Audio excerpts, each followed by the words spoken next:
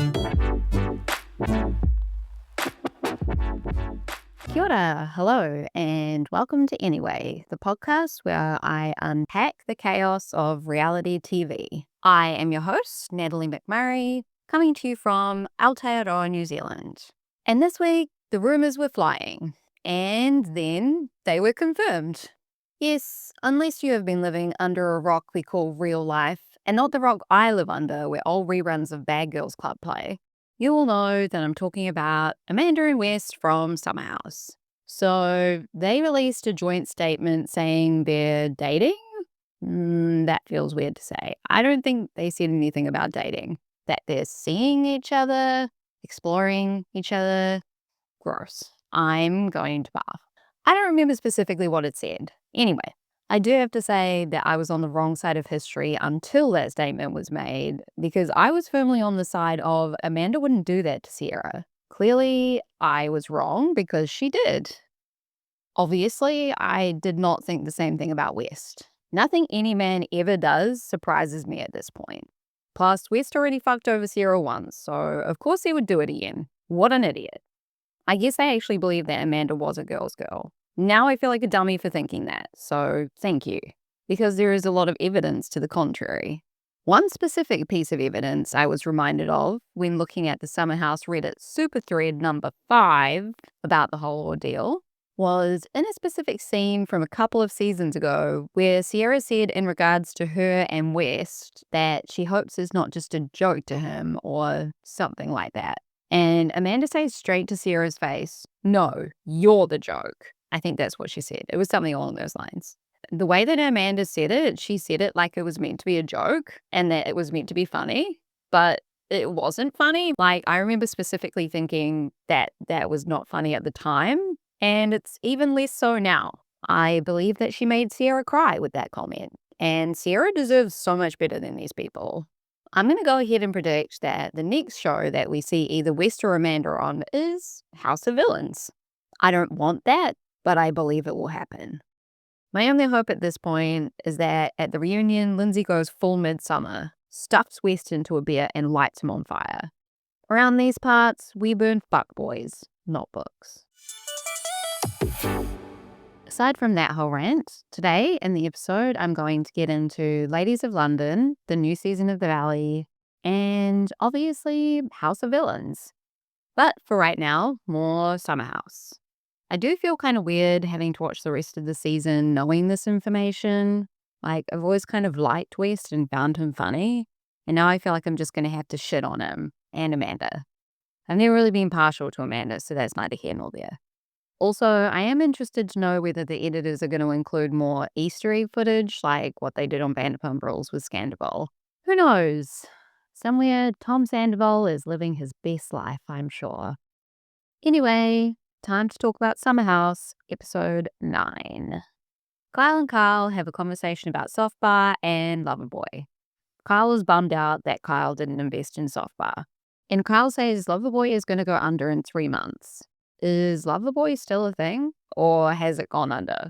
Because I believe 3 months has passed since we've had this conversation. Lindsay is saying, fuck you to Love. She wants a man with a fat wallet.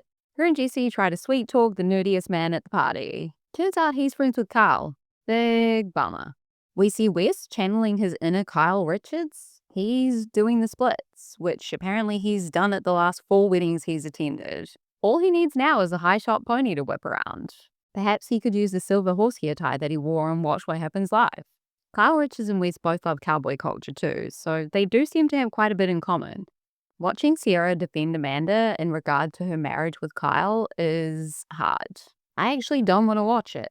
Ben is moping around the old geezer's party because he decided to break up with a woman he's apparently in love with so that he could randomly fuck other girls over the summer. I have limited sympathy, Ben. Kyle can't compartmentalize enough to do his shitty DJing. It's a pretty sad state of affairs. West is approaching Kyle to say fuck you for saying fuck you to your wife. And here come the waterworks from Kyle. Jesus Christ. Moving on. As a graphic designer myself, I resent Amanda saying that she knows nothing about business and that she just does art, okay? You're basically lumping all creatives into a stereotype that we can't be good at business and also be creative. Don't give me that ditzy shit. I didn't go to business school either, but I question my husband's business decisions all the time. Not in a shady way, in a way that we're financially intertwined and I'm on a need to know basis. She says that when they got married, they didn't merge bank accounts, so they're still doing their own thing. And this is another thing that annoys me. Just because you have separate bank accounts, you're still in a partnership, and that means financially as well as everything else. You're also working for the company that he says he's in $5 million debt for. So, like, what the fuck? Go on and stick your head back in the sand, Amanda. In a few months, you'll have a whole other kettle of fish to worry about. The girls all rally around Amanda and advise her to weigh her options and perhaps think about some form of separation from Kyle. Ciara literally offers this woman a bed in her home. She says, "You can stay with me anytime." And at this point, I'm starting to see red. I wonder whether Amanda feels bad. Whether her and West had already caught feelings for each other at this point. Whether they both feel bad. I doubt it. Anyway, Lindsay is still looking for a rich man with a yacht. To which I say, you're definitely in the wrong place for that, Lindsay. The summer share house is not a place that rich people frequent, I'm sure. We then see Wes waking up with Sarah's big old karma brown titties on his bed, which makes me wonder what nefarious behavior he's been up to with those things. Dara calling KJ a psychopath for not seasoning his eggs is pretty on point. What do eggs even taste like without salt? Not many people know, and I for sure am not willing to find out. He also prematurely flips a pancake. Get in the game, KJ. Ciara tells us that she bought her grandparents' house, which is amazing and such a sweet moment. I saw someone on Instagram give a shout out to HGTV to hit up Ciara and to give her some sort of TV show while she does her renovations. I, for one, would definitely watch that. Love a good reno show. The only thing I don't love about this scene was seeing West's droopy ass nipples. Put a fucking shirt on, West. Please. We then see West bumbling the ball yet again, being a bumbling ass idiot when it comes to Ciara. I don't know, you could say something to the effect of, "That's awesome, I'm proud of you for accomplishing something that means so much to you." What is so difficult about talking to someone that you supposedly have feelings for, West? I am so sick of watching Kyle and Amanda talk about their shitty relationship, especially in light of recent events and also the fact that they're getting divorced. I can't do it anymore. Back in the city, we arrive at Lindsay's housewarming, which Ciara rightly points out is super extra. I love it though. Her new apartment looks beautiful. Stunning kitchen. Dara confronts Bailey about the whole being in Ben's room for an hour drama, and it looks like Bailey immediately drops her balls. But we'll have to wait for the next episode to find out. I feel like at the end of the season, we're going to get a whole secrets revealed type episode with all of the footage left on the cutting room floor of West and Amanda being handsy with each other. I'm definitely going to watch it, but I'm not going to be happy about it. Moving on to Ladies of London, episode 5. We open this week with Micah telling us how bad of a driver she is. Then we see the footage of her terrible driving skills. She says if she gets one more ticket, she'll lose her license. You are not just a terrible driver. You're an absolute liability for everybody else on the road at this point. Take a leaf out of Mark Francis and Emma's book and get yourself a driver. She also tells us that she's a great driver in the US and a bad one in the UK. Those two things cannot be true.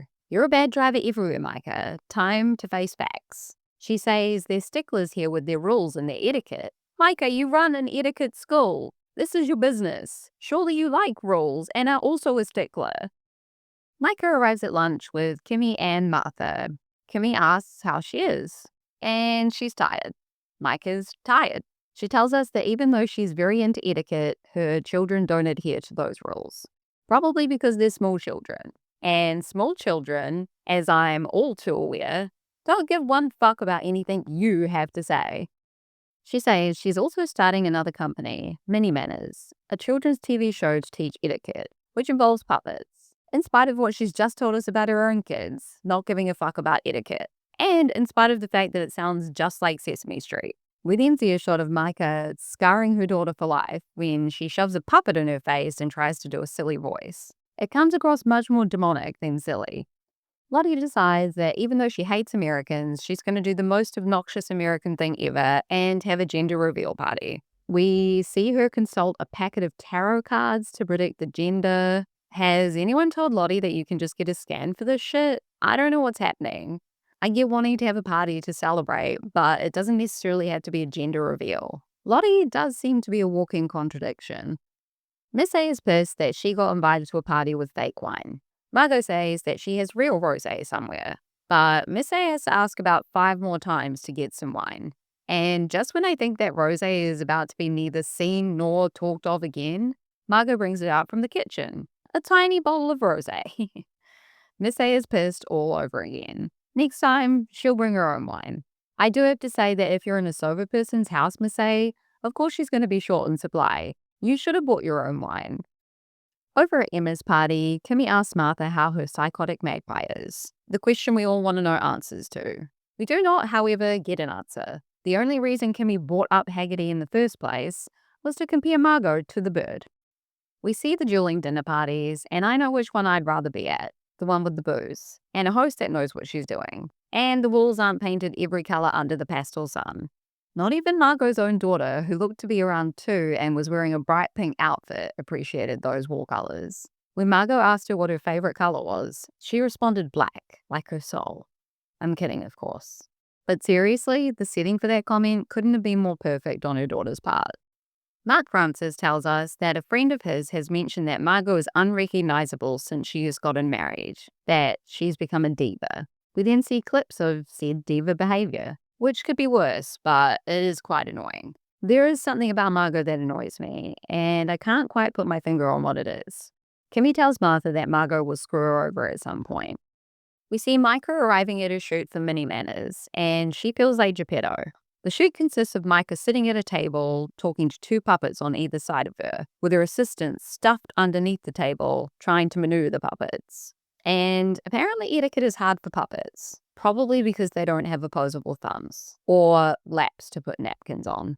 They have a hand shoved up their ass, which I guess helps them sit up straight, so there is that. Micah tells us again how exhausted she is, and in this episode I feel like we're very much watching Micah try to keep her shit together, because etiquette, obviously, but she's also slowly unraveling. Micah probably doesn't need anyone to say this to her, but you don't need to keep your shit together. You have 3 young children. Your husband is traveling for work 90% of the time. You're on a reality show. Let loose a little, Micah.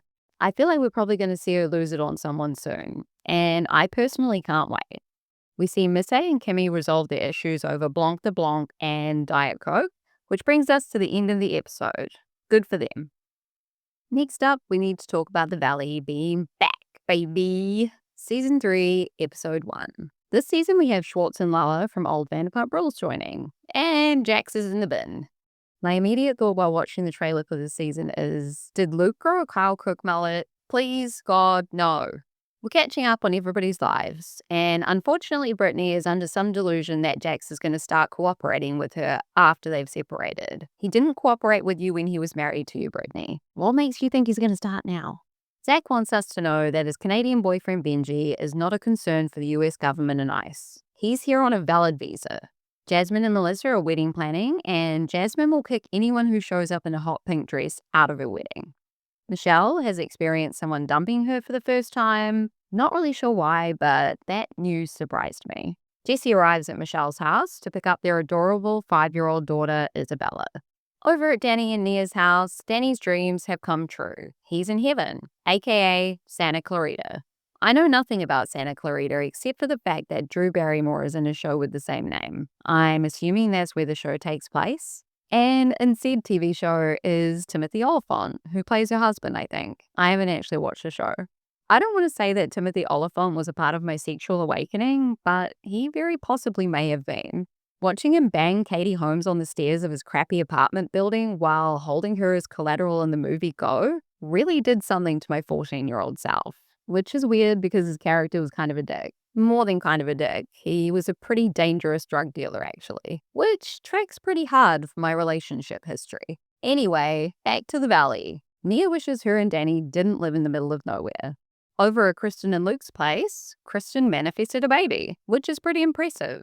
And apparently Luke's ginger genes is super powerful, knocking out all of Kristen's brown hair, brown-eyed chromosomes. Also pretty impressive.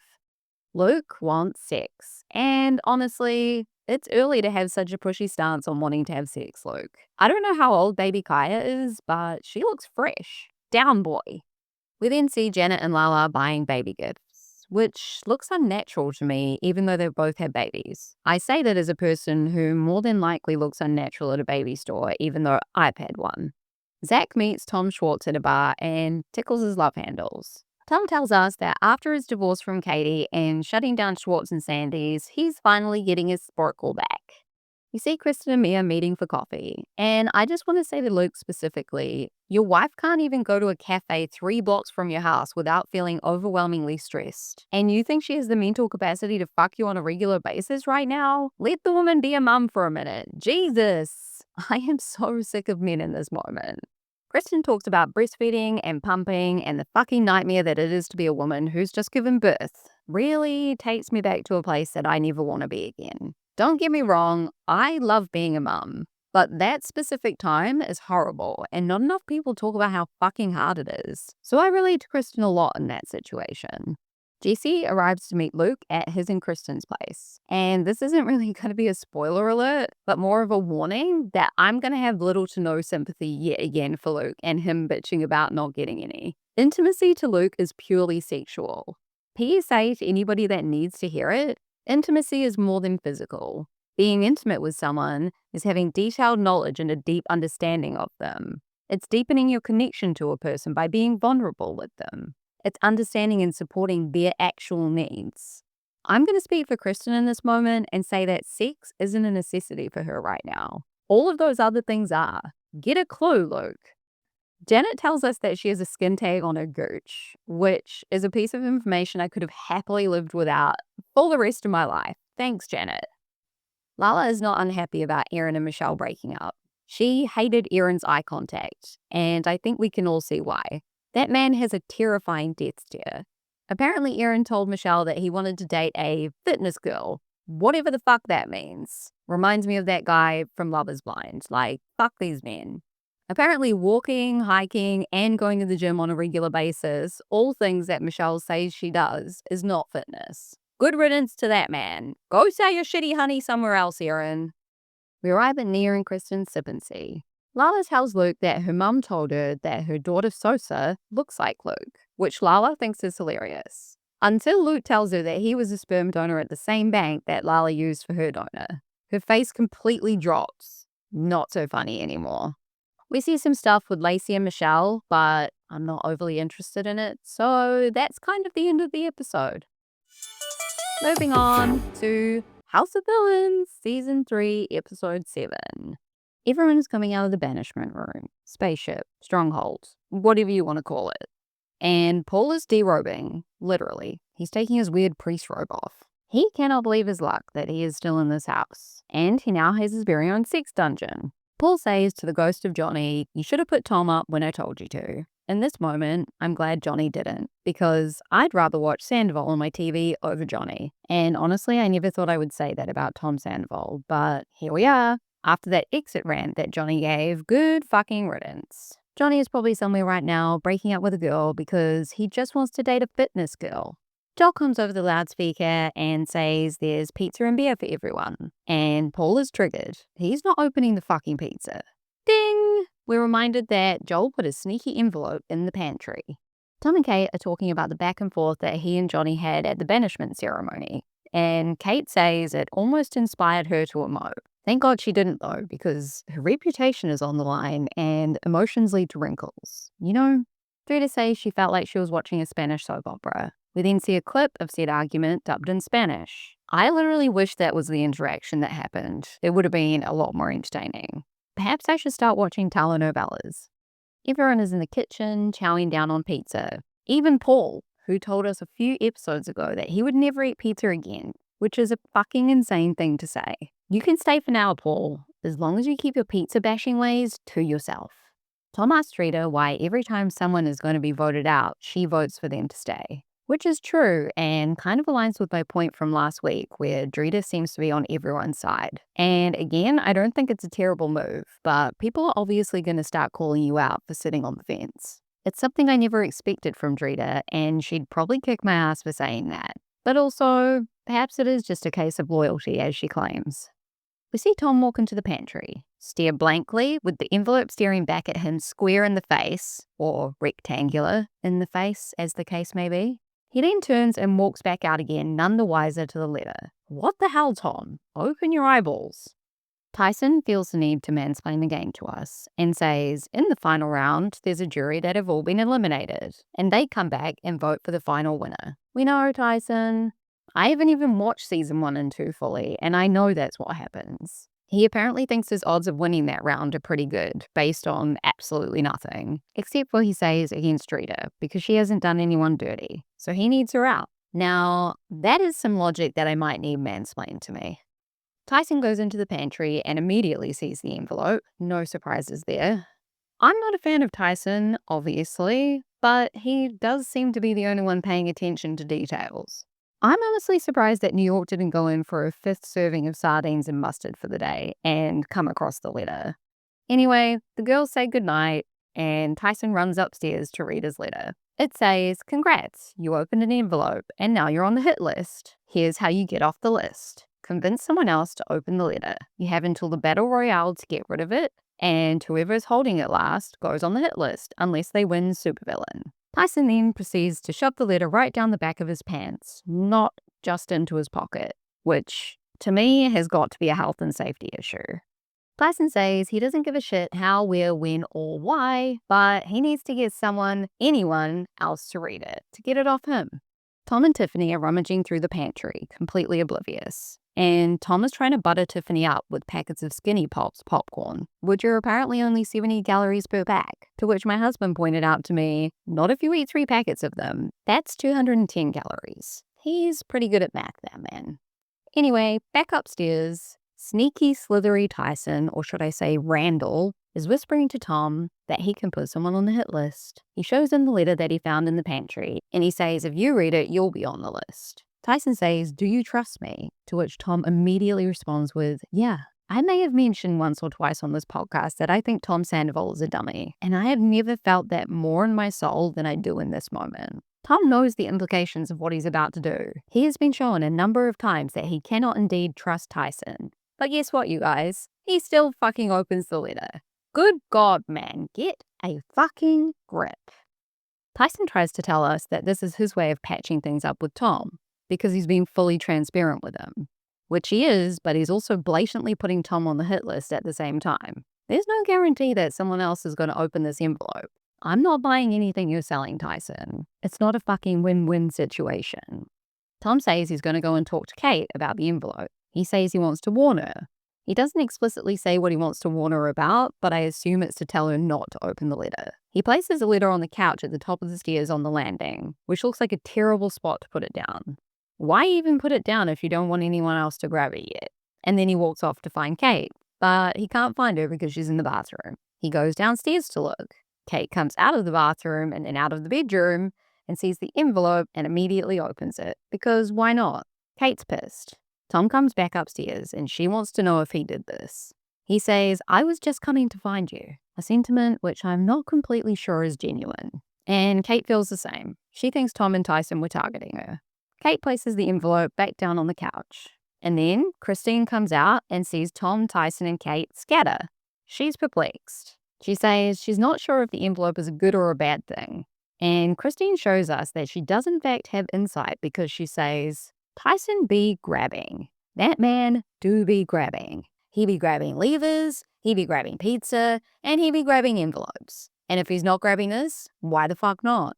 She decides against opening it and places it back down, bringing me back to Christine is playing all of us. She knows exactly what she's doing. Kate doesn't want to give the letter to anybody else in the house, so she throws it from the balcony down to the ground floor. Down on the ground, Drita sees the envelope, and Christine sees her see the envelope and starts freaking the fuck out. Now I think that Christine might actually have a grand mal seizure.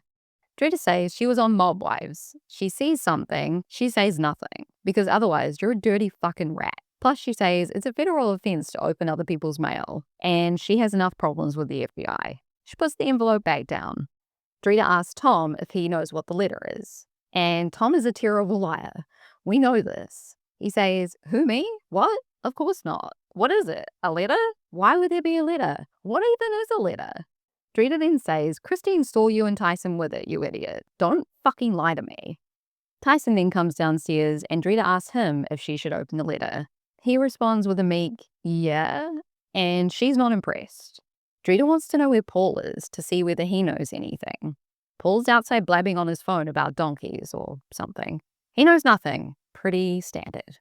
Tyson comes outside to tell Paul not to open the envelope, and Paul is dubious, as everyone is, except for Tom when Tyson is talking to them.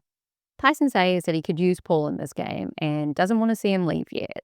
Paul does not trust Tyson, and perhaps Tyson senses this because he goes back inside and kicks the envelope under a chair so no one can see it. He questions whether this is a dick move. Yes it is. Bloop, bloop, bloop. It's morning time. And there are mentions of a letter floating around, which everyone is being pretty sus about. Tiffany is questioning whether it's an eviction notice because she doesn't want to have to move out. She has been keeping up appearances there between seasons after all. Tiffany is thanking her lucky stars that she was getting beauty sleep while all the fuckery was going around last night, a sentiment which I can relate to. I like to go to bed around 7 p.m. most nights too. Joel comes over the loudspeaker and tells everyone to put on squirrel outfits and meet him outside for the Battle Royale challenge. Everyone then comes out to the garden wearing their personalized squirrel onesies. Joel announces that the last person to open the envelope was Kate. She is now on the hit list, and the only way to get herself off is to win the Battle Royale and become supervillain. The name of the challenge is Nut Job. To win, the villains must pass each round of the challenge. Each villain has 30 nuts to start, which they take into the nut house. They then place as many nuts as they want to into their nut sack. The goal of each round is to not have the least amount of nuts in their sack, otherwise they're out. Whomever survives the most rounds wins. Make sense? No? Never mind. This is one of the more convoluted challenges I've seen on this show. Very trader-esque. Joel says the crux is you don't want to blow your load too early. Tom then mansplains the game to us. Sorry, Tom, it's difficult to hear you when you have your head shoved so far up Tyson's ass. Tyson goes into the nut house first and puts 4 in.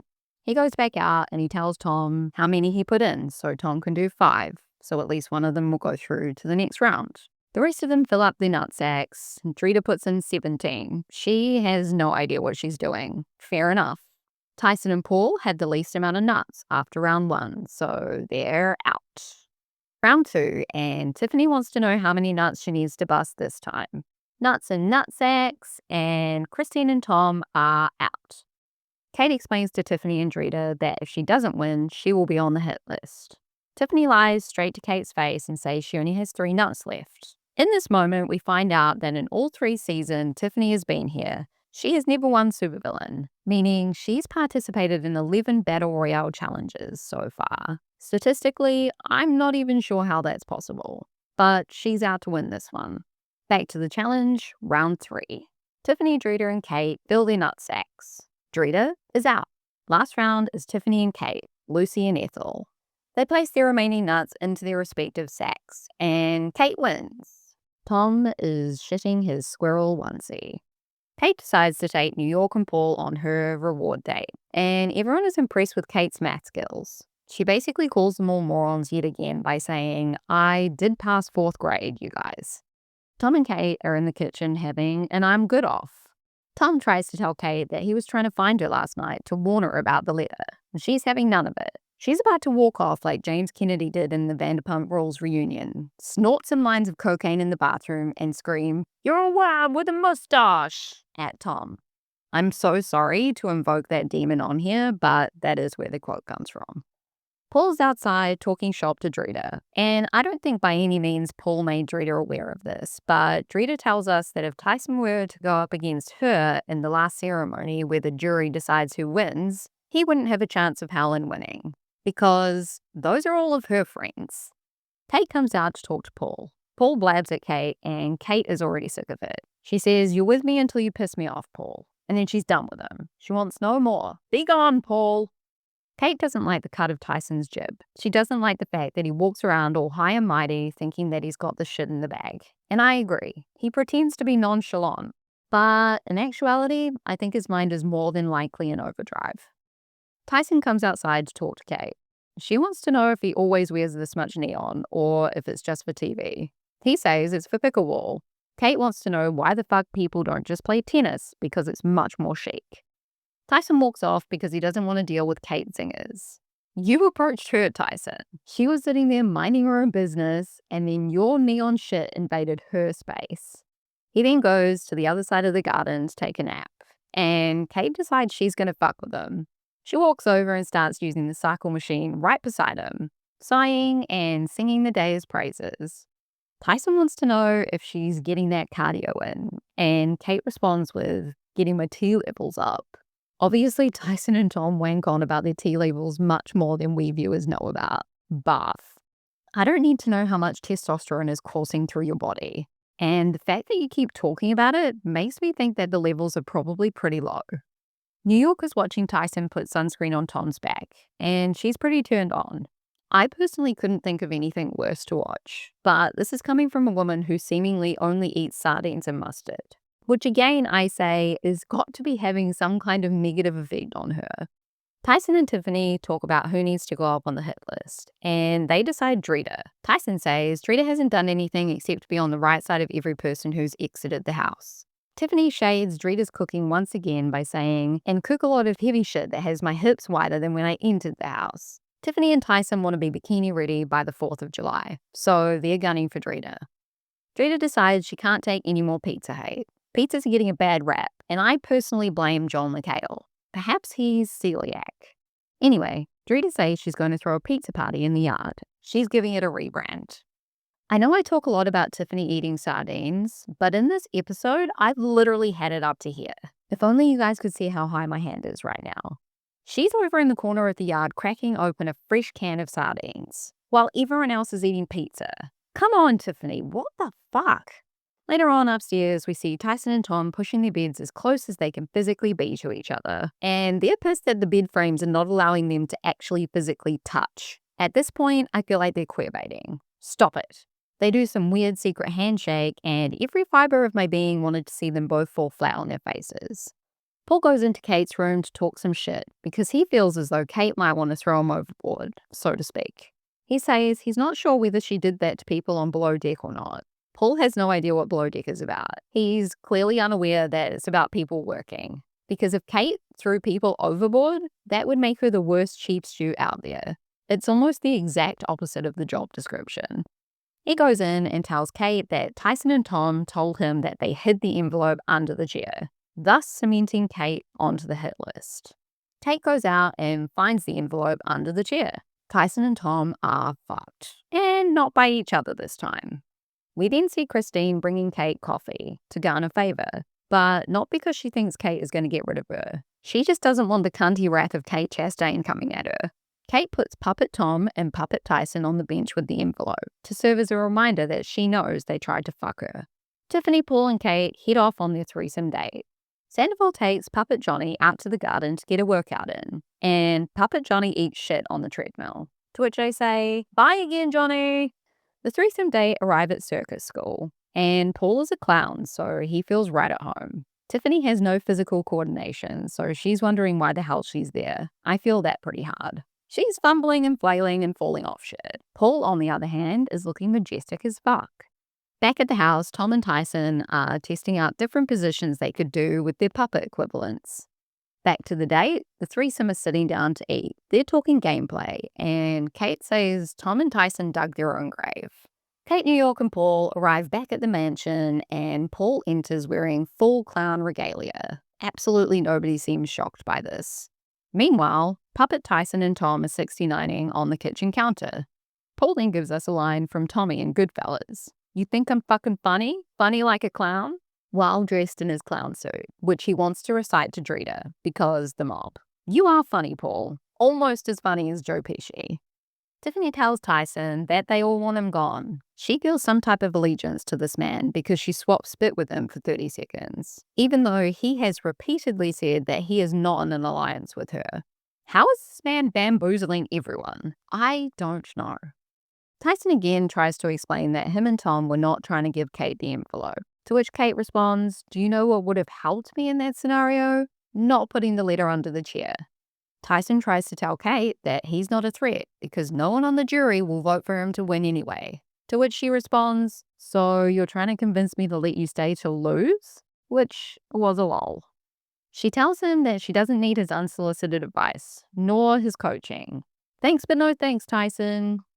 Tom is now chewing Kate's ear off about who to put up. He says that it would be in her best interest to put up Drita because everyone loves Drita and there's no way that they would vote Kate to win against her.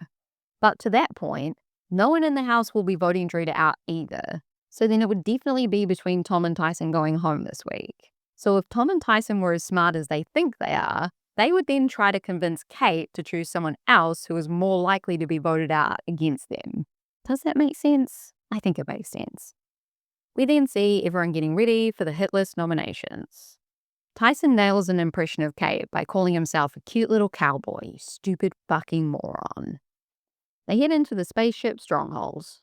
Kate takes the supervillain chair. Again, she loves it.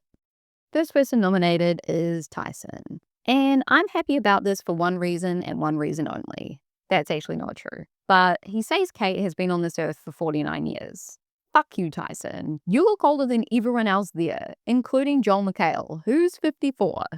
Tyson is 46, by the way, so he's really pushing it trying to shade someone for being 49, which Kate is not.